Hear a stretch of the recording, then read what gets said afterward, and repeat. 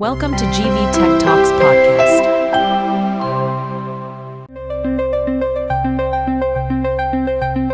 ఒక పెద్ద నగరంలో రోజూ టన్నుల కొద్దీ చెత్త పోగవుతుంది. దాన్ని శుభ్రం చేయడానికి ఒక పెద్ద వ్యవస్థే పనిచేస్తుంది కదా. అవును, తప్పకుండా. మరి మన శరీరం కూడా ఒక నగరం లాంటిదే. కోట్లాది కణాలు పనిచేస్తున్నప్పుడు వాటి నుంచి కూడా వ్యర్థాలు పుడతాయి. మరి మన బాడీలోని ఈ చెత్తను ఎవరూ ఎలా క్లీన్ చేస్తారు? చాలా మంచి ప్రశ్న. ఈరోజు మనం మన శరీరంలోని అత్యంత ఆధునాతనమైన శుద్ధి కర్మాగారం అంటే విసర్జక వ్యవస్థలోకి ఒక ప్రయాణం చేయబోతున్నాం. ఒక రక్తపు చుక్కతో కలిసి దాని ప్రయాణాన్ని అనుసరిద్దాం. అవును, ఈరోజు మన చర్చ పూర్తిగా ఈ అద్భుతమైన క్లీనింగ్ సిస్టమ్ గురించే. మనం సాధారణంగా విసర్జన అనగానే మూత్రపిండాల గురించి ఆలోచిస్తాం. నిజమే. కానీ అది ఒక పెద్ద యంత్రాంగంలో ఒక భాగం మాత్రమే. ఈ వ్యవస్థలోని ప్రతి భాగం ఒకదానితో ఒకటి ఎంత సమన్వయంతో పనిచేస్తుందో చూద్దాం. ఈ ప్రయాణంలో మనం కేవలం భాగాల పేర్లు తెలుసుకోవడమే కాదు, అవి అలా ఎందుకు రూపొందించబడ్డాయో కూడా అర్థం చేసుకుందాం. సరే, మన ప్రయాణం మొదలుపెడదాం. ఈ వ్యవస్థలో ప్రధాన ఆటగాళ్లు ఒక జత మూత్రపిండాలు, ఒక జత మూత్రనాళాలు, ఒక మూత్రాశయం మరియు ఒక ప్రసేకం. అవును, మూత్రపిండాలు అసలైన ఫిల్టరేషన్ ప్లాంట్లు. రక్తాన్ని శుద్ధి చేసే పని మొత్తం ఇక్కడే జరుగుతుంది. సరిగ్గా చెప్పారు. మూత్రపిండాలు రక్తాన్ని వడపోశాక ఏర్పడిన వ్యర్థ ద్రవాన్ని అంటే మూత్రాన్ని మూత్రనాళాలు కిందికి తీసుకెళ్తాయి. ఓకే. ఇవి కేవలం సాధారణ గొట్టాలు కావు. ఇవి సుమారు 30 సెంటీమీటర్ల పొడవుండే కండరాల గొట్టాలు. ఇవి పెరిస్టాల్సిస్ అనే ఒక ప్రక్రియ ద్వారా పెరిస్టాల్సిస్ అంటే అలల వంటి సంకోచాల ద్వారా మూత్రాన్ని చుక్కచుక్కగా కిందికి నెడతాయన్నమాట.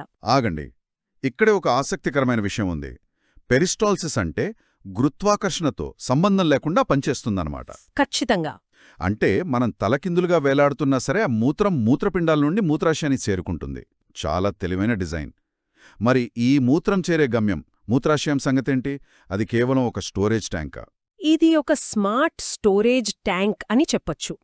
ఇది కటివలయంలో ఉండే సాగే గుణం ఉన్న ఒక సంచిలాంటి నిర్మాణం. ఓకే. దీని ప్రత్యేకత ఏంటంటే ఇది సుమారు 300 నుండి 800 మిల్లీలీటర్ల వరకు మూత్రాన్ని నిల్వ చేయగలదు. కానీ అసలు విషయమేంటంటే ఏంటది?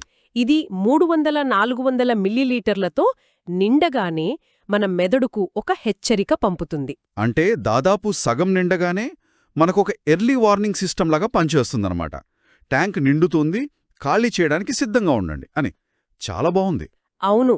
చివరిగా ప్రసేకం ద్వారా మూత్రం బయటకు వెళుతుంది. దీని నిర్మాణంలో స్త్రీ పురుషులకు మధ్య తేడా ఉంటుందని విన్నాను. అవును, స్త్రీలలో దీని పొడవు కేవలం 4 సెంటీమీటర్లుంటే పురుషులలో ఇది సుమారు 20 సెంటీమీటర్ల వరకు ఉంటుంది. అలాగా? సరే, ఇప్పుడు మనం అసలు కథలోకి అంటే ఆ ఫిల్ట్రేషన్ ప్లాంట్ అయిన మూత్రపిండం లోపలికి వెళ్దాం. రైట్. ఇప్పుడు మనం మూత్రపిండం లోపలికి జూమ్ చేస్తున్నాం. బయట నుండి చూస్తే చిక్కుడు గింజ ఆకారంలో ఉంటుంది, కాని లోపల చాలా సంక్లిష్టంగా ఉంటుంది. నిజమే. ప్రతి మూత్రపిండం లోపలి వైపు హైలం అనే ఒక నొక్కు ఉంటుంది. ఇది ఆ ప్లాంట్కు మెయిన్ గేట్ లాంటిది. ఖచ్చితంగా. ఇది ఒక బిజీ ఎంట్రీ ఎగ్జిట్ పాయింట్. ఇక్కడి నుండే వృక్కధమని అనే పెద్ద పైపు ద్వారా వ్యర్థాలతో కూడిన రక్తం లోపలికి వస్తుంది. అదే సమయంలో శుద్ధి చేయబడిన స్వచ్ఛమైన రక్తం వృక్కసిర ద్వారా బయటకు వెళ్తుంది. మూత్రనాళం కూడా ఇక్కడి నుండే బయల్దేరుతుంది. ఓకే. మనం మూత్రపిండాన్ని నిలువుగా కోసి చూస్తే 2 ప్రధాన ప్రాంతాలు కనిపిస్తాయి. బయట ముదురు రంగులో ఉండే వల్కలం రైట్. మరియు లోపల లేత రంగులో ఉండే దవ్వ. ఈ వల్కలం, దవ్వ అనేవి కేవలం వేరువేరు రంగులు మాత్రమేనా, లేక వాటి పనుల్లో ఏమైనా తేడా ఉందా?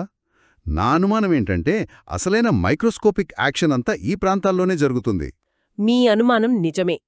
ఈ 2 ప్రాంతాల నిర్మాణం, వాటి అమరిక మూత్రపిండం పనితీరుకు చాలా కీలకం. ఎలా? ముఖ్యంగా నీటిని తిరిగి పీల్చుకునే ప్రక్రియలో ఈ 2 జోన్ల మధ్య ఉండే గాఢతలో తేడా చాలా ముఖ్యమైన పాత్ర పోషిస్తుంది. అయితే అసలైన ఫిల్టర్లు అంటే మనం మాట్లాడుకుంటున్న శుద్ధి కర్మాగారాలు ఈ 2 ప్రాంతాల్లో విస్తరించి ఉంటాయి. వాటినే నెఫ్రాన్లు అంటారా? అవును, వాటినే నెఫ్రాన్లు అంటారు. నెఫ్రాన్లు. సరే, ఇవి ఎన్ని ఉంటాయి? ఇక్కడే అసలు ఆశ్చర్యం ఉంది. ప్రతి మూత్రపిండంలో సుమారుగా 1.3 నుండి 1.8 మిలియన్ల నెఫ్రాన్లుంటాయి. ఒక మూత్రపిండంలోనా? అవును, ఒకే మూత్రపిండంలో. అంటే 2 మూత్రపిండాల్లో కలిపి దాదాపు 25 లక్షలకు పైగా సూక్ష్మమైన ఫిల్టర్లుంటాయి. అద్భుతం! మన పిడికిలి అంత పరిమాణంలో ఉండే అవయవంలో లక్షలాది ఫిల్టర్లు ఇమిడి ఉండటం ఒక ఇంజనీరింగ్ అద్భుతం. 25 లక్షల నమ్మశక్యంగా లేదు. అంటే మన శరీరంలో ఒక అద్భుతమైన రిడెండెన్సీ, అంటే అదనపు సామర్థ్యం ఉందన్నమాట. కొన్ని ఫిల్టర్లు పాడైనా మిగతావి పనిని కొనసాగించగలవు. ఖచ్చితంగా. నిజానికి వయసు పెరిగే కొద్దీ ఈ నెఫ్రాన్ల సంఖ్య సహజంగానే తగ్గుతుంది 40 ఏళ్లు దాటిన తర్వాత. ప్రతి 10 ఏళ్లకు సుమారు 10% నెఫ్రాన్లు పనిచేయటం ఆపేస్తాయి. అయినా కూడా మనకు వెంటనే ఏ సమస్య రాదు. ఎందుకంటే మన దగ్గర అంత పెద్ద బ్యాకప్ సిస్టమ్ ఉంది కాబట్టి. సరిగ్గా. సరే, ఇప్పుడు ఆ లక్షలాది ఫిల్టర్లలో ఒకదాని లోపలికి వెళ్ళి దాని నిర్మాణాన్ని పరిశీలిద్దామా? తప్పకుండా. ఒక నెఫ్రాన్ను మనం ఒక సూక్ష్మ అసెంబ్లీ లైన్గా ఊహించుకుందాం. దీనిలో మొదటి స్టేషన్ ఏంటి? మొదటి స్టేషన్ పేరు మాల్పీజియన్ దేహం. దీన్ని ఊహించుకోవటం చాలా సులభం. మీ అరచేతిని ఒక కప్పులా పట్టుకోండి. ఓకే, ఇలాగా. కప్పు ఆకారమే బౌమన్ గుళిక. ఇప్పుడు ఆ కప్పు లోపలికి చిక్కులు పడిన ఉన్నిదారం ఉన్నను నెట్టినట్టు ఊహించుకోండి. ఆ దారపు ఉండనే గ్లోమెరులస్ అంటారు. ఇది రక్త కేశనాళికల గుచ్ఛం. ఓకే, ఒక కప్పు, దానిలో ఒక దారపు ఉండ. అర్థమైంది. మరిక్కడేం జరుగుతుంది? ఇక్కడే మొదటి అతి ముఖ్యమైన ఫిల్టరేషన్ జరుగుతుంది. గ్లోమెరులస్లోకి రక్తాన్ని తీసుకొచ్చే రక్తనాళం అక్కడ్నుండి రక్తాన్ని బయటకు తీసుకెళ్లే నాళం కంటే వెడల్పుగా ఉంటుంది. వెడల్పుగా ఉంటుందా? అవును. ఇది ఒక ట్రాఫిక్ బాటిల్ నెక్ లాంటిది. దీనివల్ల గ్లోమెరులస్లో విపరీతమైన పీడనం ఏర్పడుతుంది. అంటే ఒక పెద్ద పైపు నుండి నీటిని ఒక చిన్న పైపులోకి పంపితే ఎలా ఒత్తిడి పెరుగుతుందో అలా అన్నమాట. సరిగ్గా అలాగే. ఈ ఒత్తిడి వల్ల ఏమవుతుంది? ఆ అధిక పీడనం వల్ల రక్తంలోని నీరు, లవణాలు, గ్లూకోజ్, యూరియా వంటి చిన్న చిన్న అణువులన్నీ ఒక జల్లెడలోంచి వడపోసినట్టుగా రక్తకేశనాళికల గోడల నుండి బయటకు నెట్టబడతాయి. ఎక్కడికి? ఆ బౌమన్ గుళిక అనే కప్పులోకి వచ్చిపడతాయి. రక్తకణాలు, ప్రోటీన్లు వంటి పెద్ద అణువులు మాత్రం రక్తంలోనే ఉండిపోతాయి. ఇదొక హై ప్రెషర్ వాటర్ ఫిల్టర్ లాంటిది. అంటే ఇక్కడొక సమస్య ఉంది. చెత్తతో పాటు గ్లూకోజు, లవణాలు, నీరు వంటి మన శరీరానికి అవసరమైన మంచి పదార్థాలు కూడా బయటకొచ్చేస్తున్నాయి. ఇదొక రకంగా పొరపాటే కదా? మీరు సరైన పాయింట్ పట్టుకున్నారు. ఇక్కడే నెఫ్రాన్ యొక్క రెండవ, ఇంకా చెప్పాలంటే అత్యంత కీలకమైన భాగం దేవులోకొస్తుంది. అదే వృక్కనాళిక. వృక్కనాళిక. ఇది బౌమన్ గుళిక నుండి మొదలై చాలా పొడవుగా మెలికలు తిరుగుతూ ఉంటుంది. ఈ మెలికలు తిరిగిన గొట్టం చుట్టూ రక్తనాళాలు ఒక వలలాగా దట్టంగా అల్లుకుని ఉంటాయి. ఈ గొట్టం ఇంత పొడవుగా మెలికలు తిరిగి ఎందుకుండాలి? నేరుగా ఉంటే సరిపోదా? ఆ మెలికలే అసలైన రహస్యం. ఇందాక మనమనుకున్నట్టు పొరపాటున బయటకు వచ్చిన మంచి పదార్థాలను తిరిగి వెనక్కి తీసుకోవడానికి ఈ పొడవైన మార్గం అవసరం. ఓకే. ఈ ప్రక్రియనే పునర్శోషణ అంటారు. ఈ పొడవైన, మెలికలు తిరిగిన గొట్టం గుండా వడపోయబడిన ద్రవం ప్రయాణిస్తున్నప్పుడు దాని చుట్టూరున్న రక్తనాళాలు అందులోని 99% నీటిని 99%? అవును, 99% నీటిని, మొత్తం గ్లూకోజ్ను మరియు అవసరమైన లవణాలను తిరిగి రక్తంలోకి పీల్చుకుంటాయి. ఇదొక జీరో వేస్ట్ ఫ్యాక్టరీలాగుంది. అసెంబ్లీ లైన్లో పొరపాటున కింద పడిన విలువైన ముడిసరుకును వెంటనే తిరిగి తీసుకుని ఉత్పత్తిలో వాడేసినట్టు. సరిగ్గా అలాంటిదే. ఒకవేళ ఈ పునఃశోషణ అనే ప్రక్రియ జరగపోతే ఏమవుతుంది? అద్భుతమైన ప్రశ్న. ఈ పునఃశోషణ వ్యవస్థ లేకపోతే మన మూత్రపిండాలు రోజుకు సుమారు 180 లీటర్ల ద్రవాన్ని వడపోస్తాయి. 180 లీటర్లా? అవును. అంటే ఆ నీరంతా బయటకి వెళ్ళిపోతే మనం కొన్ని గంటల్లోనే తీవ్రమైన నిర్జలీకరణతో ప్రాణాలు కోల్పోతాం. నమ్మశక్యంగా లేదు. కాబట్టి మూత్రపిండాల ముఖ్యమైన పని కేవలం చెత్తను బయటకు పంపడమే కాదు, ప్రతి నీటి చుక్కను, ప్రతి ఉపయోగకరమైన అణువును కాపాడటం కూడా. చివరకు మిగిలిన 1% వ్యర్థాలు, అదలపు నీరు మాత్రమే మూత్రంగా మారుతుంది. అంటే మన శరీరం రోజూ ఒక చిన్న నీళ్ల ట్యాంక్ నిండా ద్రవాన్ని ఫిల్టర్ చేసి అందులో దాదాపంతా తిరిగి వెనక్కి తీసుకుంటుంది. మన శరీరంలో ఇంత పెద్ద ప్రక్రియ నిరంతరం జరుగుతోందని మనకు తెలియదు. నిజమే. సరే, ఇప్పుడు ఈ అసెంబ్లీ లైన్ చివరికి వచ్చేసింది. ఈ మూత్రం సంగ్రహణ నాళాల ద్వారా మూత్రనాళాలకు, అక్కడ్నుండి మూత్రాశయానికి చేరుకుంటుంది. అవును.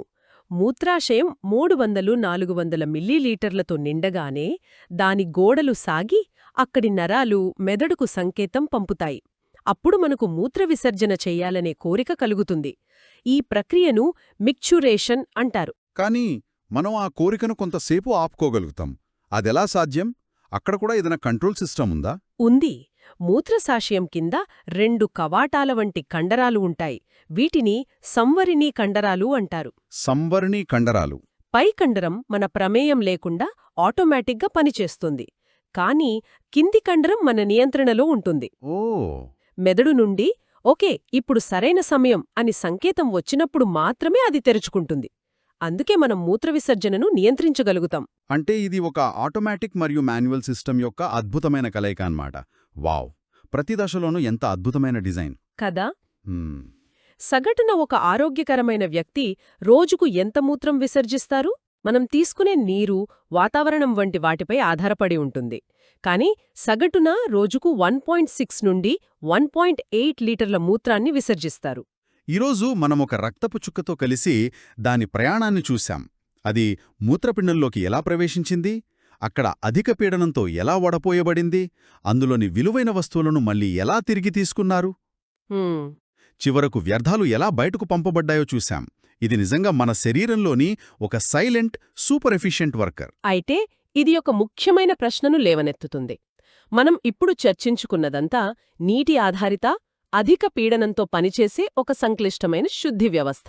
అవును. కాని ఇదే సమస్యకు, అంటే వ్యర్థాలను తొలగించుకోవడానికి ప్రకృతిలో వేరే పరిష్కారాలున్నాయా? ఉదాహరణకు మొక్కల సంగతేంటి? వాటికి మూత్రపిండాలు లేవు. అవి తమ వ్యర్థాలను ఎలా నిర్వహిస్తాయి? ఇది చాలా ఆసక్తికరమైన ప్రశ్న. నాకు తెలిసి అవి ఆకులను రాల్చడం ద్వారా కొన్ని వ్యర్థాలను వదిలించుకుంటాయి, అంతేనా? నీటిలో కరిగే రూపంలో కాకుండా జిగురులు, రెసిన్లు, లేటెక్స్, ఆల్కలాయిడ్ల వంటి ఘన లేదా చిక్కటి పదార్థాలుగా మారుస్తాయి. ఓ అలాగా. ఈ పదార్థాలను తమ ఆకులు, పండ్లు లేదా బెరడులో నిల్వ చేస్తాయి. ఆ భాగాలు రాలిపోయినప్పుడు వ్యర్థాలు కూడా తొలగిపోతాయి. ఇంట్రెస్టింగ్. ఇంకా చెప్పాలంటే కొన్నిసార్లు ఆ వ్యర్థాలనే తమ ఆయుధాలుగా వాడుకుంటాయి. తమను తినడానికి వచ్చే కీటకాల నుండి రక్షించుకోవడానికి లేదా గాయాలను మాన్పుకోవడానికి ఆ జిగురులు, రెసిన్లను ఉపయోగిస్తాయి. వావ్! ఒకే సమస్యకు వ్యర్థాల తొలగింపు. ప్రకృతిలో ఎంత భిన్నమైన, ఎంత సృజనాత్మకమైన పరిష్కారాలున్నాయో ఆలోచిస్తే ఆశ్చర్యం కలుగుతుంది.